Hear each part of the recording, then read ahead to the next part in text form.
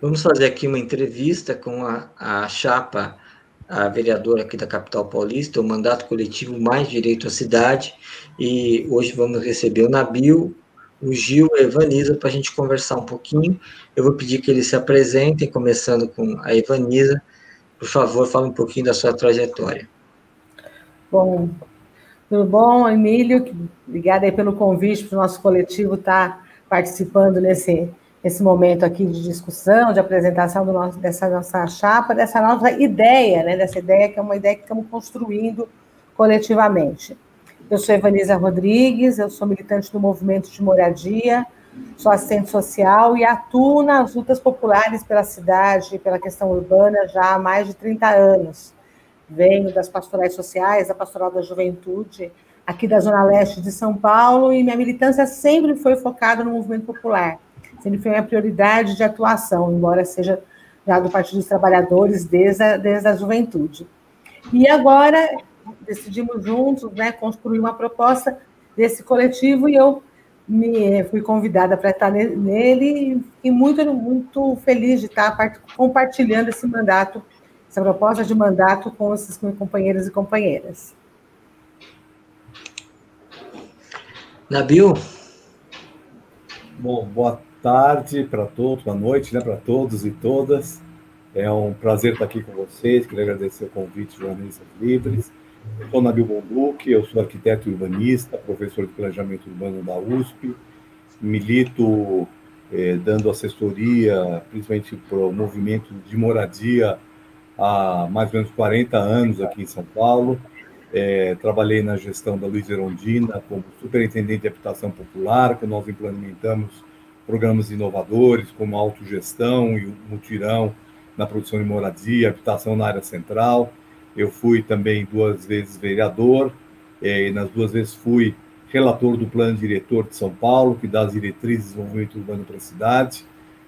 Milito no PT há muito tempo. Tenho uma inserção grande como pesquisador, professor da universidade, e também fui secretário de Cultura da gestão Haddad. Né? Ao longo desse período todo, eu tive uma trajetória entrelaçada entre funções públicas, no executivo, no legislativo, e também atividades acadêmicas e profissionais.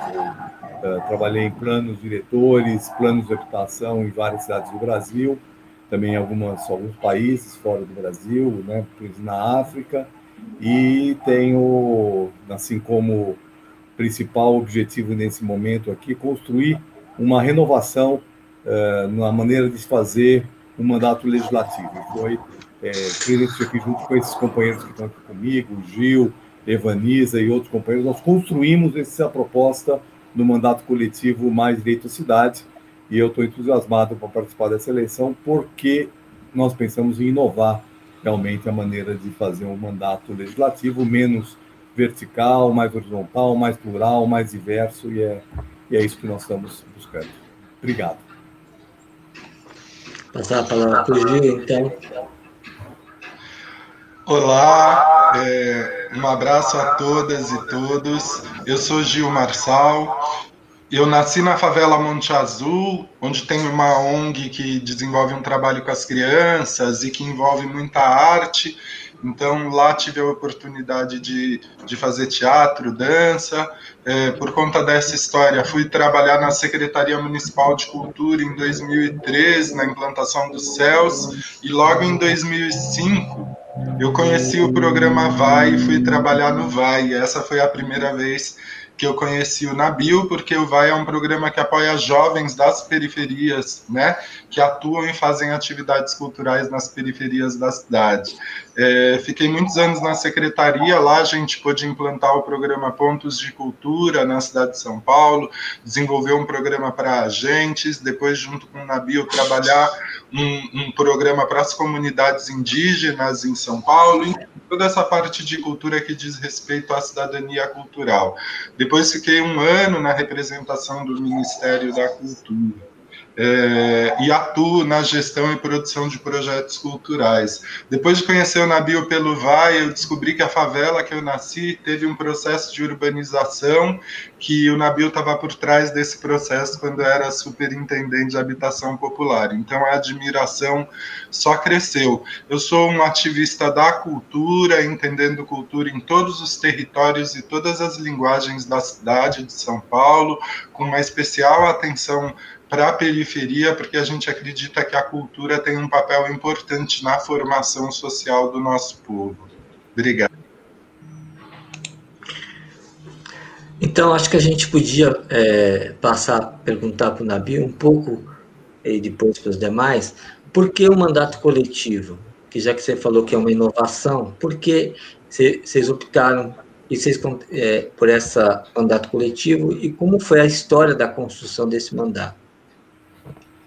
Bom, é uma inovação, principalmente porque a decisão dentro desse mandato não vai ser individual do vereador. É claro que todo vereador vai consultar seu gabinete, seus assessores, as pessoas que apoiam ele para tomar alguma decisão.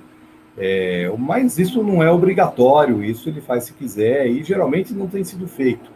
Embora no período da redemocratização se falou muito em renovar os legislativos, de fato, a maior parte dos mandatos, eu diria quase todos os mandatos da Câmara Municipal, são verticais, é aquela referência ao vereador. Eu sei disso porque eu fui 2 vezes vereador e também ficava muito incomodado, né? Por exemplo, se chama o vereador de nobre vereador, sabe? Tem umas coisas que são absolutamente fora de propósito.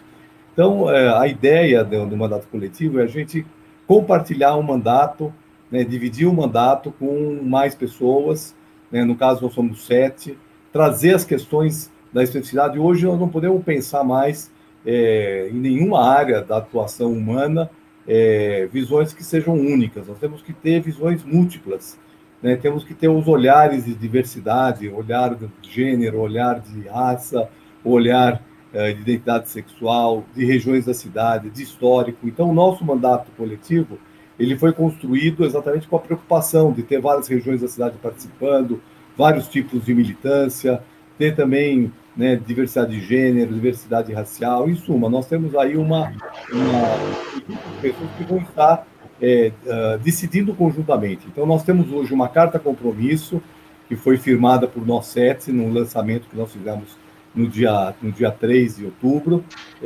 Nessa carta compromisso está definido que o colegiado de co-vereadores, que são 7, vão estar decidindo em conjunto as questões do dia a dia do mandato, por exemplo, o que votar no dia a dia, como se manifestar, que temas abordar na Câmara, definir projetos de lei coletivamente, e então isso é uma forma de dividir as responsabilidades e também as decisões dentro do mandato. Além disso, nós vamos construir também um conselho com 77 pessoas, que também vão participar das discussões mais estratégicas do mandato. Temos comissões temáticas, então tem uma forma de funcionar que já está afirmada, que pode ser divulgada, inclusive, que eu acho que pode virar uma referência. Nós não somos simplesmente uma somatória de pessoas que estão dentro de um mandato, né? Mas nós somos uma proposta coletiva de mudar a maneira de funcionar na Câmara.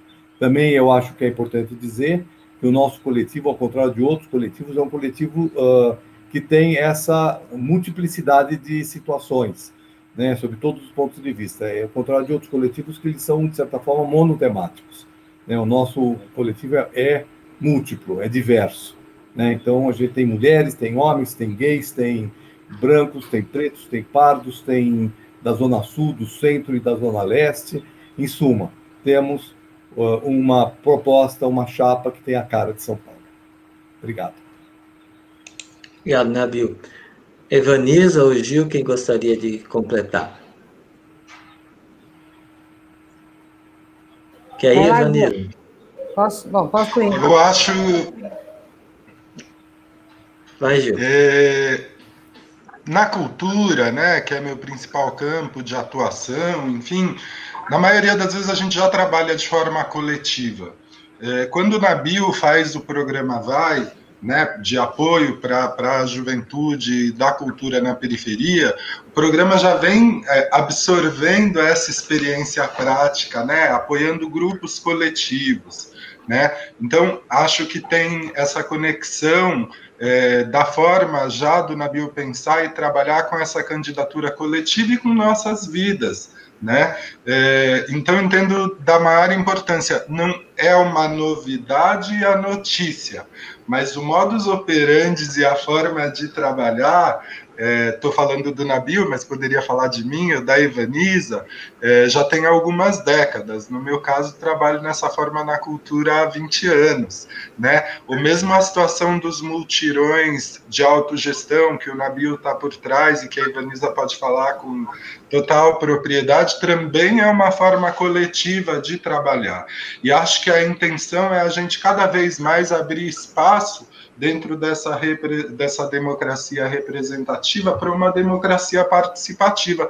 Como disse o Nabil, então não somos só nós 7, são câmaras setoriais, conselho, enfim. A ideia é que a gente, entrando na Câmara, entremos juntos com todos esses grandes coletivos que estão trabalhando o direito à cidade.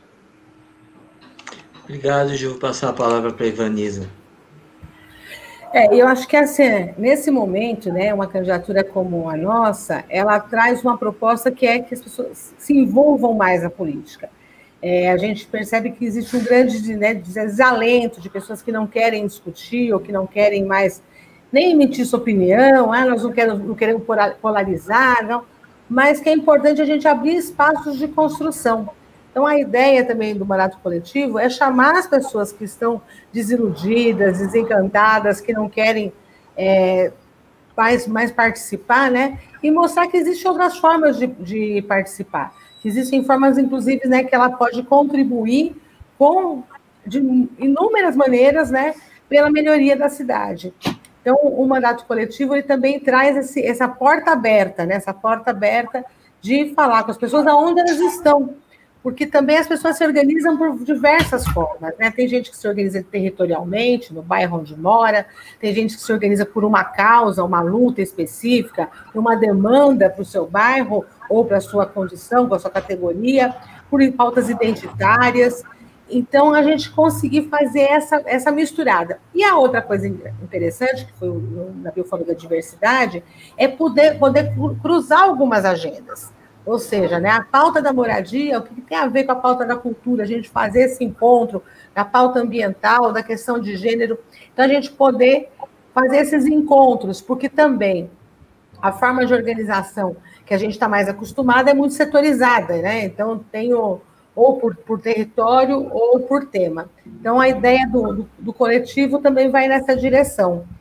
E eu também, né? Eu digo sempre isso, né?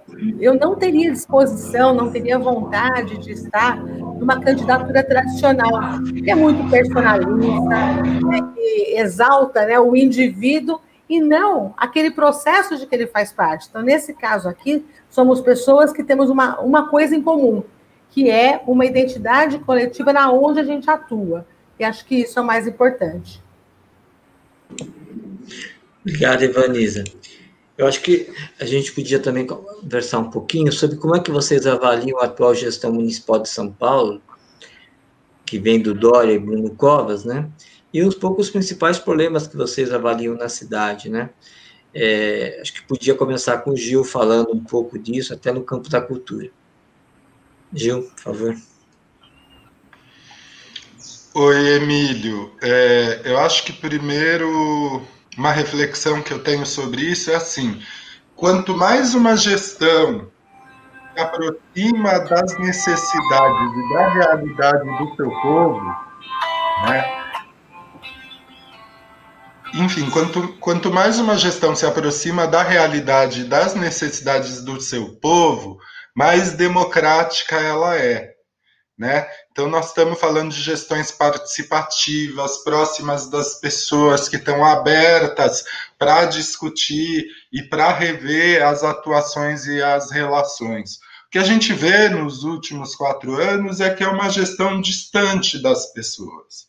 Então, no caso da cultura, ativistas culturais foram proibidos de entrar na Secretaria de Cultura, né? Nós tivemos uma relação muito difícil nos 2 primeiros anos, diversas políticas culturais foram eliminadas da agenda pública. Então, eu citei os pontos de cultura, nós trabalhamos lá na gestão do Nabil, e contemplamos 85 pontos de cultura de organizações sociais em todos os territórios da cidade, Zona Leste, Sul, Norte, Oeste, Centro, né? E divididos, Emílio, por densidade populacional, ou seja, 35% da população da cidade de São Paulo mora na Zona Leste. Então, 35% desses pontos de cultura estavam na Zona Leste, né? Inclusive valorizando, privilegiando áreas sociais mais vulneráveis. Esse programa deixou de acontecer nessa gestão. O único investimento que houve foi o recurso que a gente deixou, que rendeu, que eles criaram uma premiação para 15 pontos e não pagaram a totalidade desses pontos, né?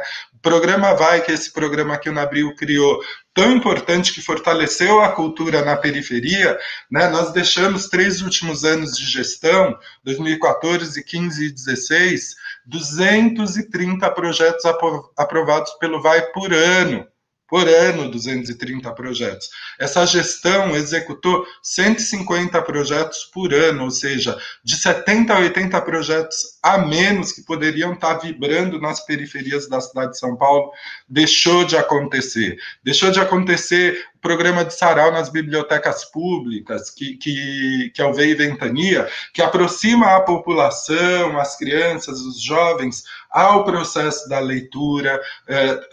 A gestão eliminou o programa Agente Comunitário de Cultura, que era um programa para apoiar jovens, não só jovens, mas, enfim, ativistas e militantes da cultura, homens e mulheres, que atuam nos territórios, articulando festival, falando para a população das atividades culturais que tem, etc.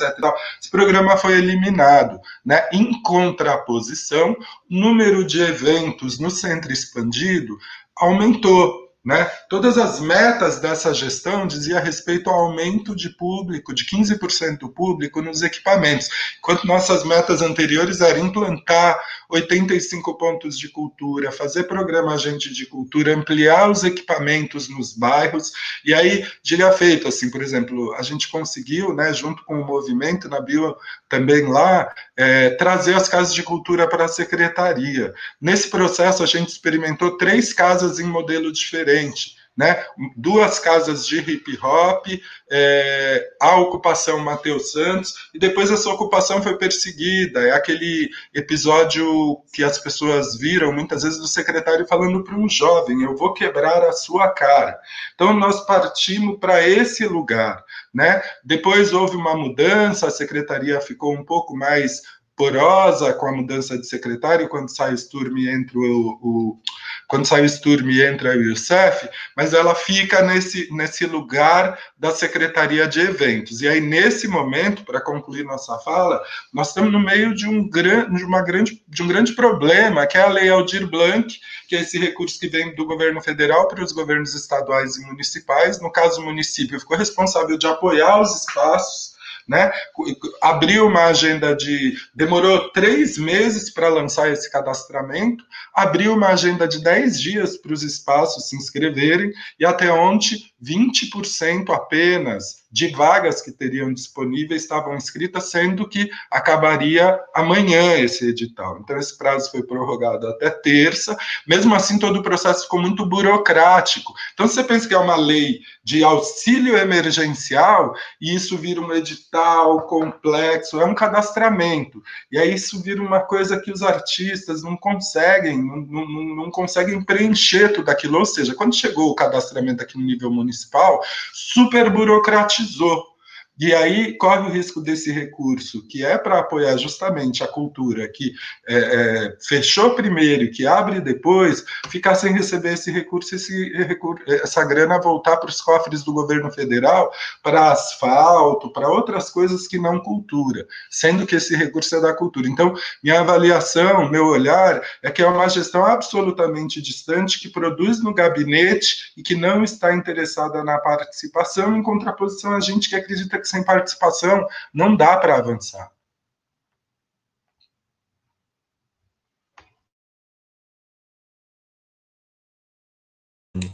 Passar a palavra para o Nabil, para ele fazer suas considerações. Bom, eu acho essa administração um desastre. Né? Um desastre por quê? Em primeiro lugar, ela recebeu muitas obras, muitas coisas em andamento da gestão passada, recebeu a prefeitura em ordem do ponto de vista financeiro, apesar do prefeito, como a gente viu no debate da Bandeirantes, falar que tinha um rombo de 7 milhões, eles inventaram um rombo que não existia. Na verdade, o que existia era um orçamento que a Câmara aprovou, que era maior do que a receita prevista de ser arrecadada, porque a Câmara ampliou, isso acontece todo ano, a Câmara amplia a quantidade de recursos que supostamente vão ser arrecadados, mas que não existia previsão efetivamente orçamentária para isso. Sem contar que nós tivemos uma recessão forte no Brasil nesses anos e, portanto, a receita prevista não foi obtida. Mas o prefeito Fernando Haddad deixou a prefeitura em condições muito melhores. Ele recebeu, nós tínhamos uma dívida de 74 bilhões de reais e, graças à negociação feita pelo Fernando Haddad, a dívida do município caiu para 27 bilhões. Bom, isso não só reduziu o prazo de pagamento, como também reduziu o quanto que a prefeitura pagava de juros, né? E, portanto, né, em condições financeiras muito boas. O prefeito deixou, por exemplo, 16 CELs em obra, né? Deixou o hospital da Brasilândia, o hospital de Parelheiros em obras, deixou um plano de corredores de ônibus, né? Deixou um conjunto de iniciativas enormes. A gente vê na área da cultura mesmo, algumas casas de cultura que nós planejamos, não pudemos entregar durante o período, né, do governo Haddad, mas elas ficaram em andamento. E o que aconteceu é que, bom, isso aí tudo foi paralisado, ficou anos paralisado, 2 anos praticamente paralisado, e foi retomado praticamente aí o ano passado, para esse ano, tanto que o prefeito agora tem vários CELs para inaugurar, que poderiam ter sido inaugurados em 2017, no máximo em 2018, e estão sendo inaugurados agora, para a campanha eleitoral, né? E o Hospital da Brasilândia fez muita falta na pandemia. A Brasilândia foi uma das regiões que teve o maior número de mortes da Covid. Nós pegamos os índices de morte pela Covid, já indo para a área da saúde, nós vamos ver que a cidade de São Paulo, que é a cidade que tem a maior rede hospitalar do Brasil, o maior número de leitos de UTI, de leitos de hospitais do Brasil, né, os índices por 100 mil habitantes da cidade de São Paulo, ele chega a ser quase 3 vezes, ou 2 vezes e meia, os índices do governo federal, do Brasil como um todo. Ou seja, a cidade teve um número de mortes pela Covid maior, muito maior do que o Brasil como um todo.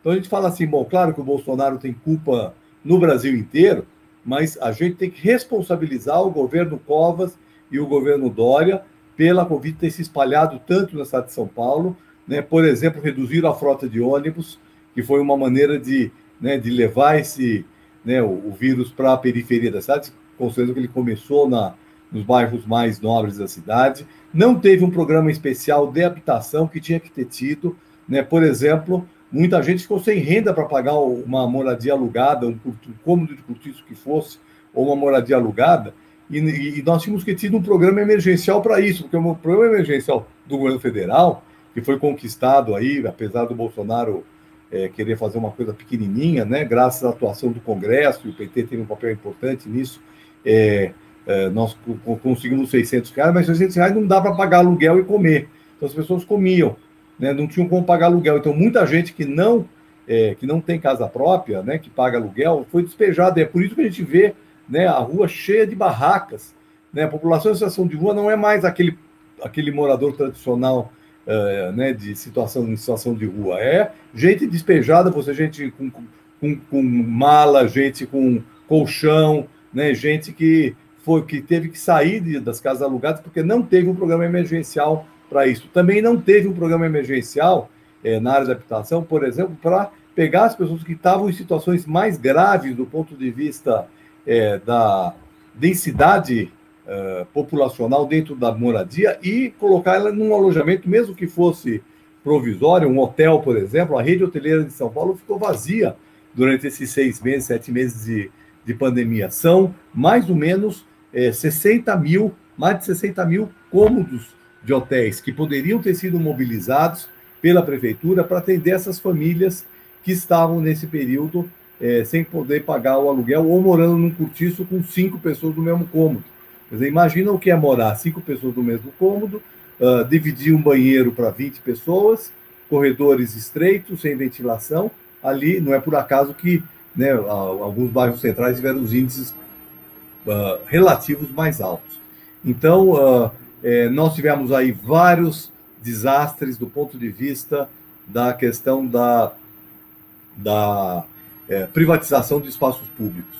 Né? Se entregou para uma empresa privada por 35 anos o Parque de Ibirapuera, que é um patrimônio da cidade de São Paulo. Se entregou equipamentos culturais dentro do Parque de Ibirapuera, como o Pavilhão das Culturas Brasileiras e a OCA, sem que houvesse uma clara determinação de que aquilo tivesse que ter uma vocação cultural. Né?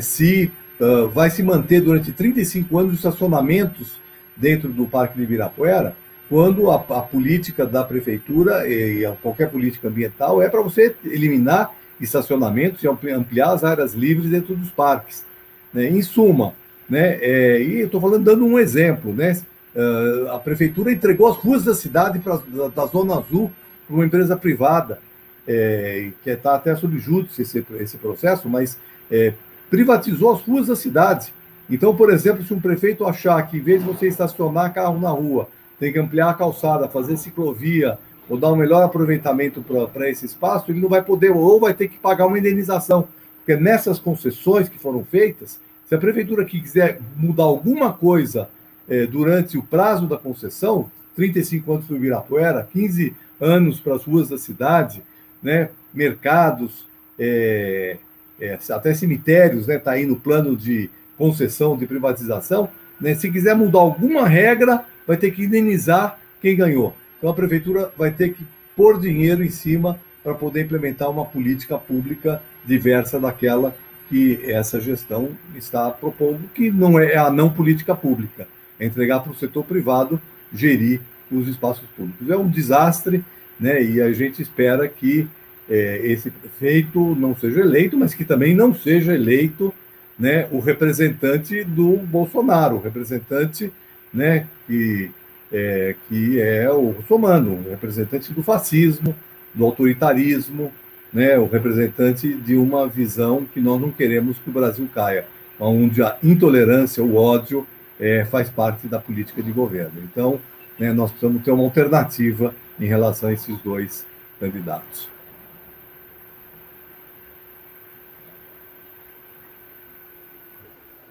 Sem áudio, Emílio.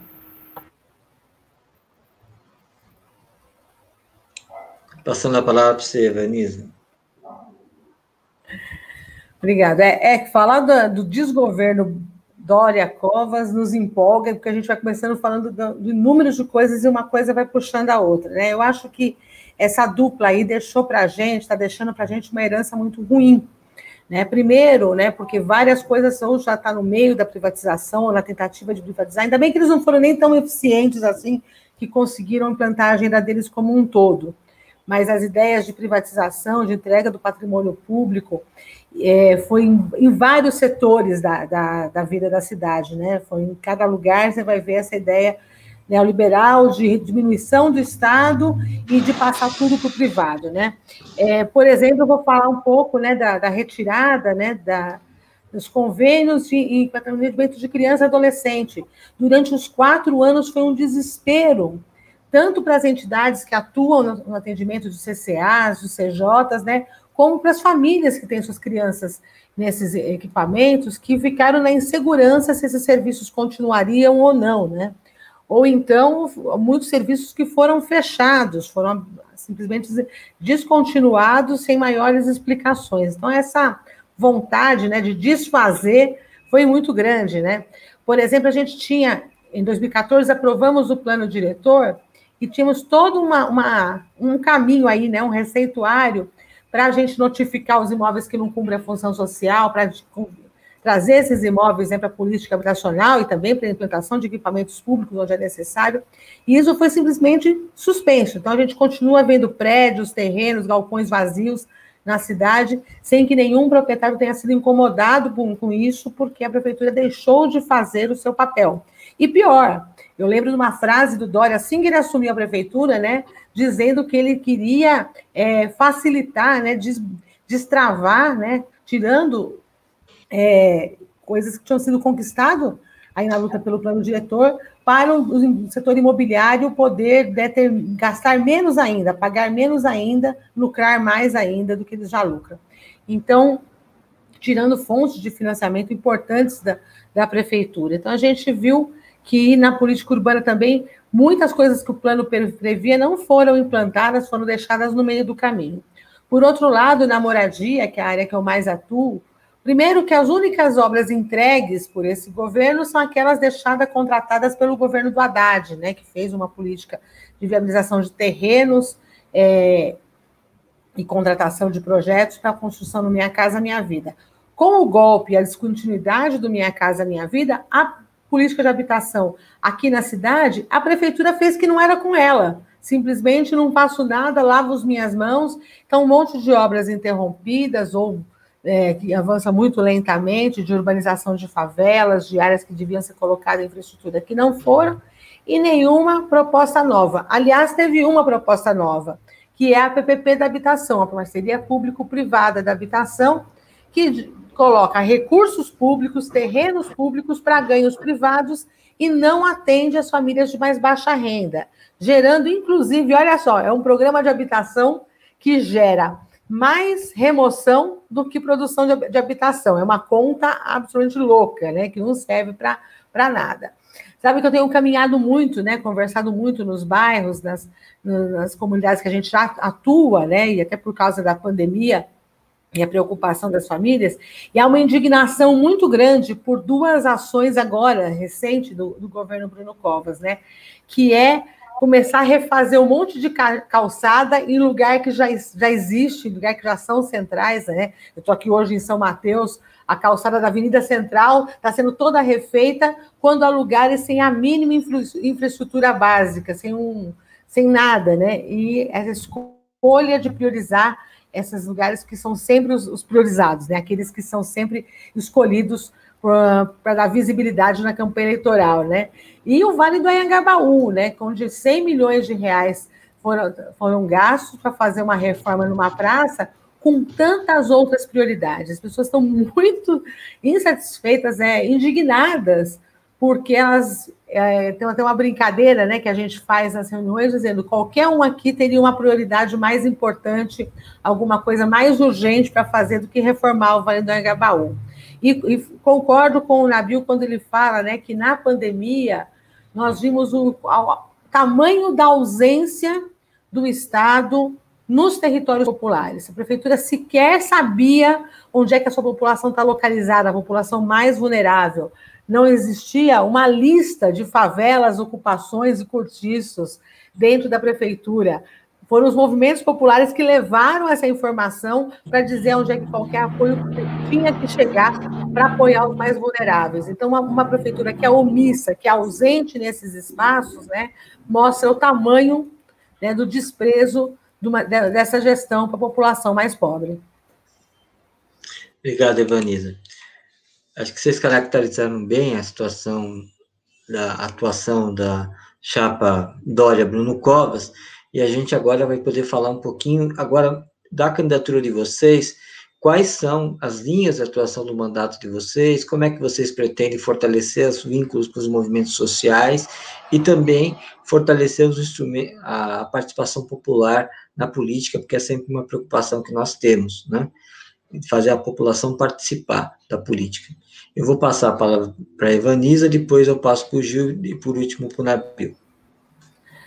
Bom, o coletivo a gente tem construído uma plataforma, né, e ela está sempre em construção, mas ela parte muito desses acúmulos que os movimentos, que os coletivos que atuam nessas áreas já têm, porque já existe grandes construções de políticas públicas, de propostas de políticas públicas, propostas de intervenção. Então, a gente tem muito ouvido, né, esses coletivos, esses movimentos, construindo essa plataforma. Então, a primeira coisa é aprofundar os processos de participação, que as pessoas, que a gente consiga que os espaços institucionais e os não institucionais possam cada vez ser mais valorizados, trazendo, né, essa interação, essa forma de estar junto, essa forma de as pessoas se sentirem valorizadas e as suas construções serem levadas em consideração no lugar, né, dos grandes acordões aí que a gente vê na política, inclusive na cidade de São Paulo, né? Uma coisa importante né, a gente vai ter durante a próxima gestão a revisão do plano diretor, né? Em 2021 está prevista uma revisão.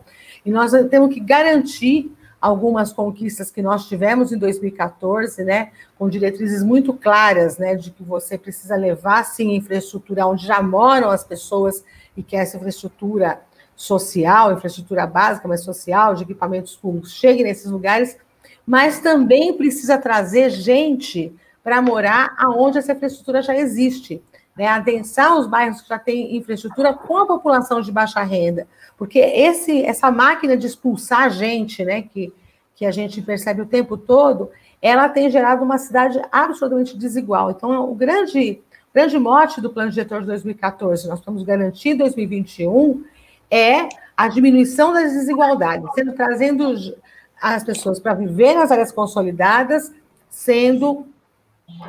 levar a infraestrutura para as áreas que ainda, né, estão na periferias com essa falta, né? Uma outra questão importante também é garantir que a gente possa ter a produção habitacional, né, também nesses lugares, produção de habitacional popular, porque, infelizmente, nos últimos anos, né, se apropriou de muitas ferramentas até previstas em legislação, mas essas ferramentas não foram suficientes para garantir que a população de baixa renda tenha acesso à moradia digna nas áreas centrais, nas áreas consolidadas. Então, também é um outro mote importante da nossa ação, das nossas discussões, né? E, claro, né, regularização e urbanização para as áreas ocupadas, para as áreas que ainda não tiveram essas ações, que são muitas e só crescem na nossa cidade. Então, as favelas, as ocupações precisam ter investimento, precisam ter garantia no orçamento, então a ação do vereador na atuação do orçamento é importante, mas também garantir nas diretrizes das políticas. Você acredita, Emílio, o Plano Municipal de Habitação está na Câmara desde 2016, e até hoje não foi votado, assim, não foi visto, não foi discutido, não teve uma audiência pública sequer. Aliás, teve uma, muito ruim, mas não teve nenhum debate mais profundo. E imagina, né, pode falar isso de várias outras áreas, né? Então, algumas ações que foram paralisadas e que não foi feita, a gente precisa resgatar na Câmara essas propostas. E a nossa ideia também, que sendo 7 também, nós vamos ter mais braços, mais capacidade de articular essas ações, de botar essas discussões para acontecer mesmo na Câmara, sempre valorizando a participação popular. Obrigado, Vanessa. Vou passar a palavra para o Gil aqui.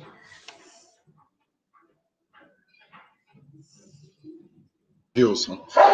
Oi, gente, estou recebendo uma mercadoria que chegou aqui do Correio Gilson Marçal, no meio da nossa live, mas eu queria dizer uma coisa aqui para vocês. Bom, eu sou um ativista da cultura, sou negro, né, também tenho descendência indígena, sou preto, LGBT, da periferia, sou pobre, também sofri objetivamente com as questões da pandemia, de coisas que a gente está falando aqui, para pagar o aluguel, para pagar a comida, né? Enfim, quando a gente fala da população pobre, vulnerável, nós também estamos falando da gente mesmo, no final das contas, né? E numa candidatura coletiva, fica mais fácil para uma pessoa como eu, que não tem recurso, juntando com os meus companheiros e companheiras, a gente fazer esse pleito, essa defesa. Como a gente disse, acho que a gente já tem um modus operandi, um jeito de trabalhar em coletivo, e aí acho que tem muitas coisas que a gente precisa fazer a partir da Câmara Municipal. Então, nos ajude a chegar lá, nos ajudem a chegar lá, que são muito importantes para a cidade, né? Acho que tem várias questões. No campo da cultura, por exemplo, a gente tem conversado com o pessoal de circo, do hip hop, conversado com o pessoal da literatura, enfim, muitas áreas, carnaval de rua, e todo mundo tem falado uma coisa muito importante: a gente só queria que a prefeitura deixasse a gente trabalhar, fazer nossa atividade. Às vezes não é nem recurso, simplesmente, ou grana. A gente vive uma legislação de decreto para fazer atividade na rua, que é um absurdo, que é de 2005, quando o Serra entrou na Prefeitura de São Paulo e estava mesmo num processo de controle social, né?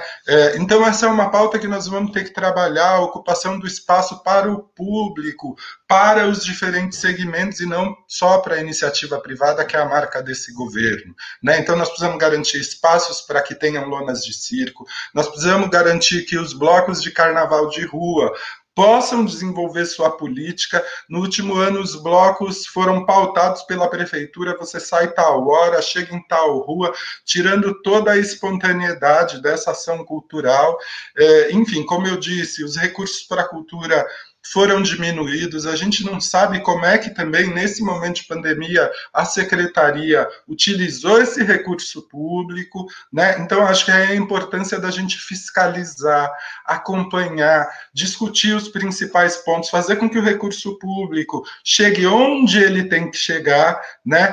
A cultura tem toda uma participação na economia, isso é fundamental, nós precisamos avançar nisso, mas existe uma parte da arte e da cultura que não tem esse apelo comercial, mas que são fundamentais para a nossa cidadania, para a nossa história, para a nossa formação social, né? Elas são importantes para a humanidade, para a sociedade. É importante que o recurso público financie essas artes, é importante, que são importantes para a sociedade, porque uma parte do mercado está fazendo. É importante que o recurso público apoie a possibilidade de moradia para quem não tem recurso e não tem nenhuma condição de acessar uma moradia, e não um público que, de alguma forma, já tem esse caminho desenhado, né? Então, entendo que a gente tem muito trabalho, mas, felizmente, nós somos 7 pessoas, né, agregadas à experiência do Nabil, e o Nabil tem experiência no meio ambiente, na arte, na cultura, na moradia, né, é professor, na educação também, e com todos esses colegas, né, como Ivaniza, como a Anabela, que discute a questão racial e de gênero também, como é que é a participação das mulheres na sociedade, o Beto, que está discutindo educação, Raíssa, que está discutindo meio ambiente, enfim, Iracema, criança e adolescente. Então, nós estamos juntos, pensando políticas integradas, como disse a Ivaniza, que se conectam, né? Elas não estão à parte, a cidade é uma cidade só. Então, acredito que nós temos um papel de articular esses segmentos e fazer isso com participação. Então, esse espaço na Câmara é para nós, para as mulheres, para a comunidade LGBTI, para a comunidade negra, para a juventude. Extremamente importante, né? A juventude está discutindo política, discute nas letras de slams, no hip hop, nos seus poemas, né? A juventude que está na periferia tem uma relação com a força de segurança pública que é muito diferente da juventude que está no centro expandido, né? A juventude que está num centro expandido, que é branca, tem um acolhimento melhor das forças de segurança, enquanto quando você está nas quebradas, quando passa um carro de polícia, fica todo mundo tenso, já achando que vai tomar um enquadro, porque essa é a realidade. Então, nós precisamos, na verdade, colaborar num equilíbrio para uma cidade humana e melhor para todos e todas. Isso é um conceito geral, mas tem muita coisa, Emílio, muita coisa que precisa ser feita, e a gente tem conversado com diversos segmentos, grupos culturais, setoriais, de gênero, né, de habitação, que entrando nessa Câmara, entra junto nessa luta com a gente. Obrigado. Passar a palavra para o Nabil, para ele falar. Bom, depois da Vanessa e do Gil, né, eu, claro que teria muita coisa para falar, mas acho que eles falaram já muito do que a gente vai fazer, espera fazer. Claro que tem muito mais do que isso, né? Temos feito, assim, 3, 4, 5 reuniões por dia, estamos recolhendo propostas da sociedade. Eu acho que talvez o que seja mais interessante eu falar agora são 3 coisas. Primeiro, nós vamos ser interlocutores de vários setores organizados da sociedade. E, portanto, vamos debater com esses setores e dar voz a eles dentro da Câmara Municipal, dar espaço para eles dentro da Câmara Municipal e transformar essas questões em conteúdo legislativo ou em conteúdo de gestão pública, tá certo? Porque esse é o papel que cabe a nós também, né? Eu tenho uma experiência grande, como o Gil falou, no legislativo, né? Fui relator do plano diretor 2 vezes e fiz muito isso, né? O plano diretor é considerado quase um modelo de processo participativo, e nós podemos fazer isso para muita coisa, mas também no plano diretor, que vai ser revisto agora, e aí, então, nós temos que reafirmar a necessidade de mudança do nosso modelo de desenvolvimento urbano, de ter uma cidade mais inclusiva, menos desigual, mais educadora, mais sustentável, e eu acho que a questão ambiental é uma questão fundamental. Nós estamos vendo aqui essa onda de calor, né? Estamos vendo os eventos extremos, estamos vendo as queimadas, que também são decorrência do ar seco, além do descaso do governo federal, né? As mudanças climáticas, elas vão causar grandes problemas sociais, com deslocamentos de população, já estão causando, né? Quando a gente vê toda essa população do sul do Saara, que está indo para a Europa, ela está indo porque ela não consegue mais viver da terra, né? Então, essa é uma questão fundamental para o nosso mandato, trabalhar com essa questão da sustentabilidade, né? Mas são muitos temas, então a segunda coisa que eu quero, primeiro é ouvir a população, né? Segundo é esse ênfase em políticas integradas, né? E quando a gente fala da questão ambiental, de plano diretor, estamos falando de coisas que envolvem tudo. A nossa administração é muito setorizada, né? E nós queremos ser uma voz na Câmara que fala da maneira integrada das políticas, não de maneira fragmentada. Então, por isso que nós não somos uma somatória. O Gil é da cultura, a Evanisa é da habitação, a Raíza é da questão de gênero, né? Eu sou do sei lá do que mais, sei lá, do urbanismo, né? Que seria a minha área de formação, né? Porque eu também sou da habitação, né? Mas eu acho que a Evanisa já é mais do que eu da habitação, embora eu tenha feito 4 teses sobre habitação. Mas, de qualquer maneira, quer dizer, nós não vamos cada um falar de um pedaço, vamos falar desses pedaços coletivamente, em conjunto, porque o Gil vai estar ouvindo a Anabela, vai estar ouvindo o Beto, tá certo? Vai integrar a cultura com a educação, eu vou estar ouvindo todo mundo para falar da questão ambiental, né? A Raíssa vai trazer a questão da juventude, que é fundamental, mas eu e o Beto podemos falar da questão do idoso, né? Embora eu seja o mais idoso aqui do grupo, eu acho que a nossa proposta é uma proposta nova e, portanto, jovem, e a gente espera que essa proposta seja amplamente aceita pela população de São Paulo. Então, é isso que eu queria concluir, para não ficar falando muito, porque já estamos, né, passando uma hora aqui, né, mas dizer isso, que é uma proposta para rejuvenescer a Câmara Municipal, é uma proposta para encantar as pessoas, ou reencantar as pessoas com a política, é uma proposta para trazer as questões identitárias no âmbito das políticas públicas, mas pensando as políticas públicas como um todo.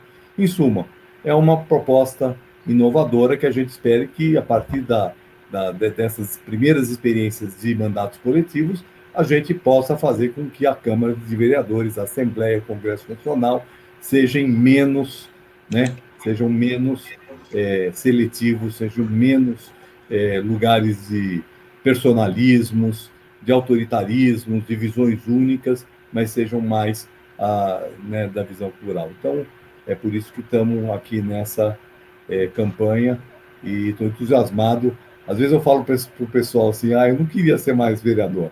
Eles falam, não, você não queria mais ser vereador no modelo tradicional de vereador. Nesse modelo, eu quero muito ser vereador, ou ser co-vereador junto com esses companheiros, que eu acho que é fundamental. Então, nós somos 7 e o nosso número é 13777.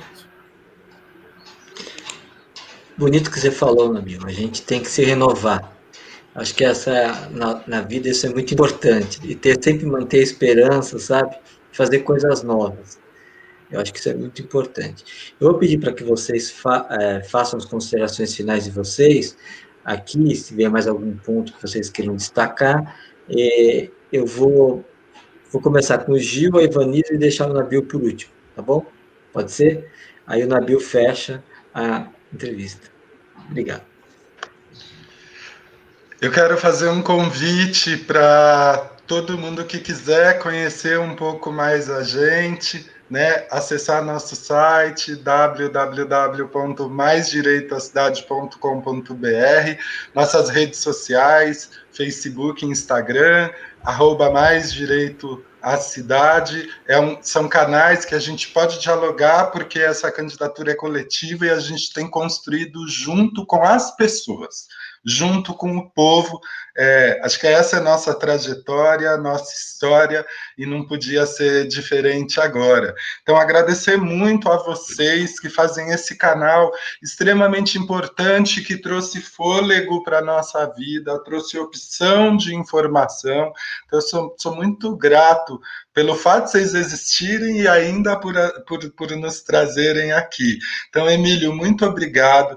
Deixar um abraço para todas e todos que acompanharam o nosso programa. Vamos com mais direito à cidade. Acho que é isso. Um grande abraço.